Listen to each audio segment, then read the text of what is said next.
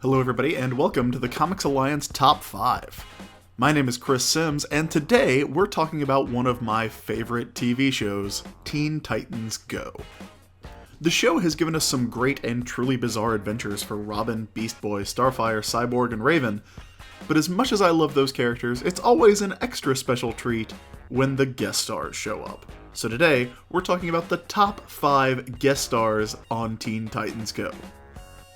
Coming in at number 5, it's Batman, and yes, I am as surprised as you are that I did not rank The Dark Knight higher. Teen Titans Go's version of Batman is a little different from the standard model, though. Unlike the dedicated crime fighter that we've come to know in movies, television, and of course comics, the TTG version seems pretty content to just bro out with Commissioner Gordon at all times, wearing t-shirts. Batman t-shirts. In other words, Teen Titans Go! Batman is essentially me. Which is great.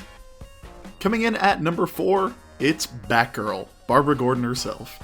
Batgirl has made a few appearances in the show, most notably as the future wife of Robin once he grows up, grows a mullet, and becomes Nightwing. And listen, I would not have expected her to go for a guy with a mullet either, but the heart wants what the heart wants. The only real problem with Batgirl's appearances is that it always makes me want to see Batgirl in a full TV show of her own. Can't we get Super Best Friends Forever going, guys? Come on, it'd be great. At number 3, it's the original New Teen Titans. Now, admittedly, this is not actually a guest appearance, but it was either this or the ashes of Jason Todd that show up in the Batcave in that one episode, and I thought this would be a little less depressing. Either way, it was pretty awesome to see a flashback to the early days of the Teen Titans that used the original George Perez designs for the characters, even if they looked super weird, which I guess was kind of the point. If nothing else, Starfire had more hair than I think any character that I have ever seen on television ever. Which is pretty accurate to the way she was drawn in the comics back in the New Teen Titans days. Coming in at number 2, it's Aqualad. And this is the only list of anything that you're ever going to see where Aqualad outranks Batman.